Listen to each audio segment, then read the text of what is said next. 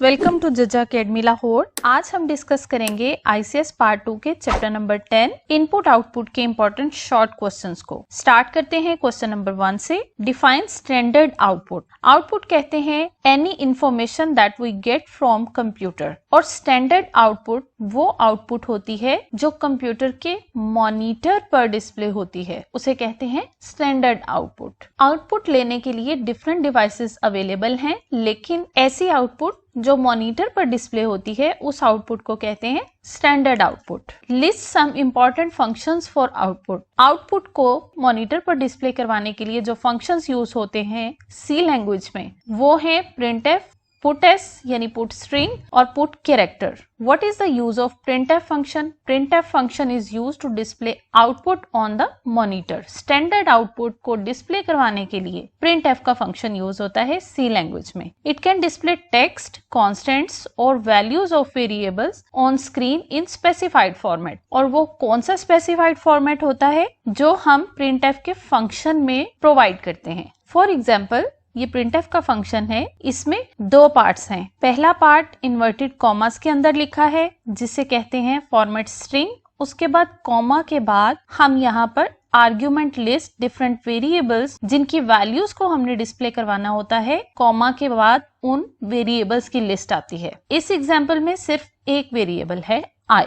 What is control string in printf function? printf function में control string किसे कहते हैं? इस क्वेश्चन में हमने देखी फॉर्मेट स्ट्रिंग। इसी फॉर्मेट स्ट्रिंग को कंट्रोल स्ट्रिंग भी कहते हैं और इसे डबल कोटेशन मार्क्स में दिया जाता है। It may consist of text, format specifiers और एस्केप सीक्वेंसेस। फॉर एग्जाम्पल, ये printf का फंक्शन है, इसमें sum is equal to text है, उसके बाद एस्केप सीक्वेंस है। एस्केप सीक्वेंस की पहचान ये होती है कि वो बैकस्लैश से स्टार्ट होता है, बैकस्लैश टी। ये backslash T as it is screen पर शो नहीं होगा, बल्कि इसके पीछे जो इसकी फंक्शनैलिटी है जिसके लिए इस एस्केप सीक्वेंस को यूज किया जा रहा है वो फंक्शनैलिटी परफॉर्म होगी, और वो ये है कि सम इज इक्वल टू और इस वेरिएबल की आउटपुट के दरमियान में एक टैब जितनी स्पेसेस को प्रोवाइड करना। तीसरी चीज है फॉर्मेट स्पेसिफायर। यहाँ पर जो भी हम वेरिएबल यूज करेंगे उसकी डेटा टाइप के अकॉर्डिंगली यहाँ पर हम फॉर्मेट स्पेसिफायर लिखेंगे। सो इन इन्वर्टेड कॉमास के अंदर जो कुछ लिखा है इसे कहते हैं फॉर्मेट स्ट्रिंग या फिर control string.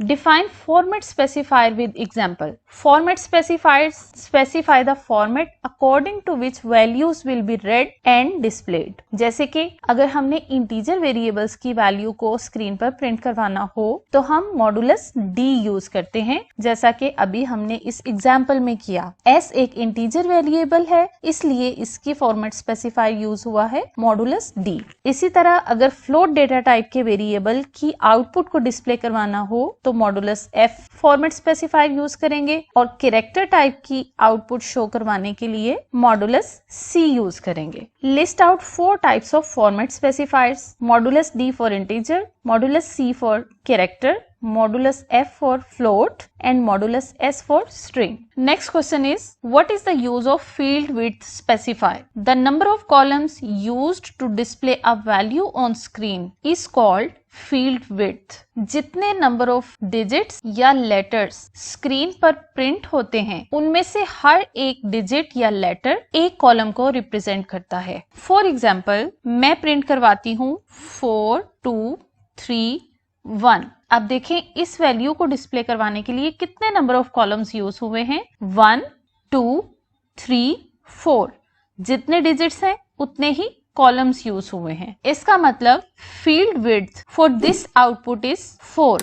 There are 4 columns used to display this output. A field width specifier describes the number of columns that should be used to print a value. For example, printf का function है, इसमें सम के variable की output को represent करना है। उसके लिए जो हम फील्ड विड्थ स्पेसिफायर की वैल्यू देते हैं वो फॉर्मेट स्पेसिफायर के मॉडुलस साइन और इस डी या सी यहाँ पर जो भी फॉर्मेट स्पेसिफायर होगा इन दोनों के दरमियान में लिखा जाता है। यहाँ पर 4 रिप्रेजेंट कर रहा है फील्ड विड्थ को, यानी जो आउटपुट स्क्रीन पर डिस्प्ले होगी उसके नंबर ऑफ कॉलम्स होंगे 4। सपोज जो आउटपुट हमने डिस्प्ले करवानी है स्क्रीन पर वो है 2 नंबर्स की। अगर सम में 23 पड़ा होगा तो 23 को 4 डिजिट्स बनाने के लिए इसके स्टार्ट में 2 स्पेसेस इंसर्ट कर दी जाएंगी इस तरह से। और यहाँ पर एक और चीज भी मैं आपको क्लियर कर दूं कि अगर सम में 5 डिजिट्स होते लाइक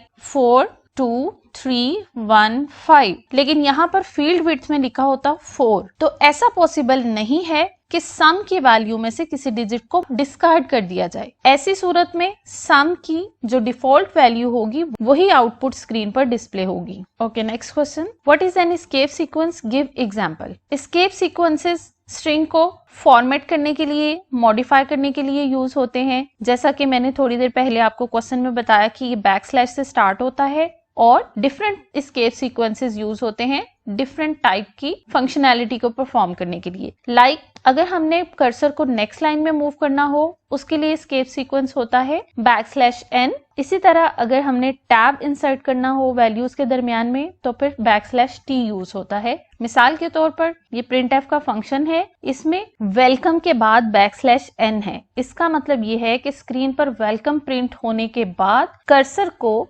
वेलकम के नेक्स्ट पॉइंट से मूव करवाकर अगली लाइन में भेज दिया जाएगा। Name 4 escape characters provided by C. Escape sequences \n is used for new line, \t for tab, \b for backspace, \double quote is used to display double quote on output screen. What is the purpose of escape sequence \n and \t?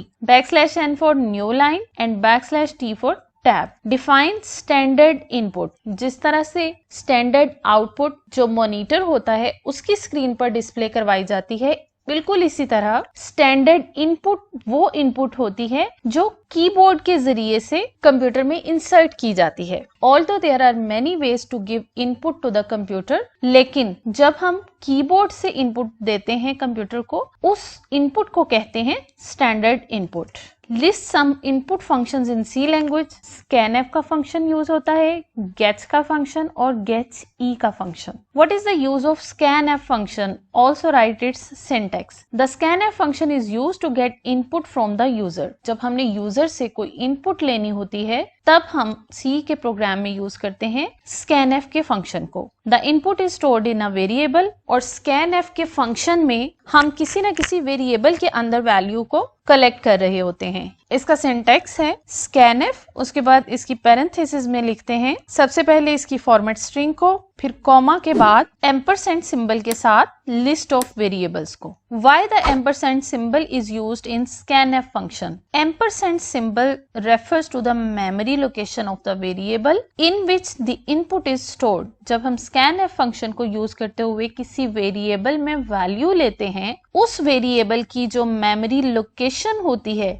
उस memory location को refer करने के लिए ampersand symbol use होता है। It is placed before variable name, जैसा कि हमने यहाँ पर इसके सिंटेक्स में देखा कि ये वेरिएबल 1 है और इससे पहले एम्परसेंड सिंबल लगता है। It is also called address operator. इस एग्जाम्पल में आप देख सकते हैं स्कैनएफ, उसके बाद इसकी फॉर्मेट स्ट्रिंग है। एन वेरिएबल में यूजर से इनपुट लेने के लिए हमने स्कैनएफ फंक्शन को यूज किया। अब यहाँ पर हमने फॉर्मेट स्पेसिफाइड मॉडुलस डी क्यों रखा? क्योंकि n वेरिएबल की जो डेटा टाइप है वो इंटीजर डेटा टाइप है, इसलिए इस n के लिए फॉर्मेट स्पेसिफाइड जो यूज हुआ है वो है मॉडुलस d, और n से पहले हमने एम्परसेंड सिंबल लिखा है n वेरिएबल की मेमोरी लोकेशन को रेफर करने के लिए कि किस मेमोरी लोकेशन पर इस वेरिएबल की वैल्यू को प्लेस किया गया है after taking from user. Differentiate between printf and scanf function. printf function standard output function है, यानी मॉनिटर पर आउटपुट को डिस्प्ले करने के लिए यूज होता है, और scanf का फंक्शन स्टैंडर्ड इनपुट फंक्शन है, यानी यूजर से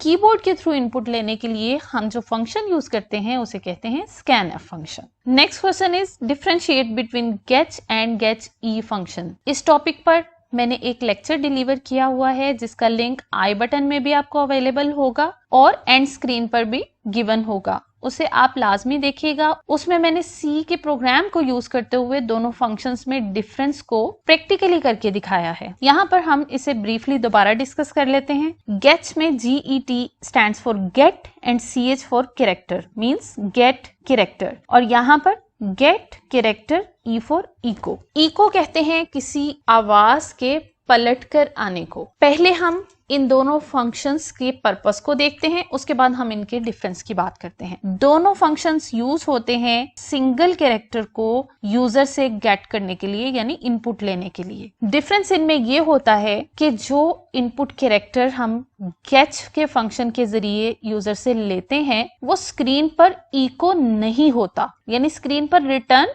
नहीं होता। लेकिन जो कैरेक्टर हम गेट ई के फंक्शन को यूज करते हुए यूजर से रिसीव करते हैं वो कैरेक्टर इको होता है, यानी रिटर्न होता है। आवाज का टकराकर वापस आना, कैरेक्टर का रिसीव होकर आउटपुट स्क्रीन पर डिस्प्ले होना, इको का ये कॉन्सेप्ट है। और यही डिफरेंस है इन दोनों फंक्शंस में कि character entered by the user is not displayed on the output screen, whereas using getE function character entered by the user is displayed on the screen। इसका सिंटेक्स getE, उसके बाद पैरेंथेसिस और फिर semicolon है, और इसका सिंटेक्स ये है।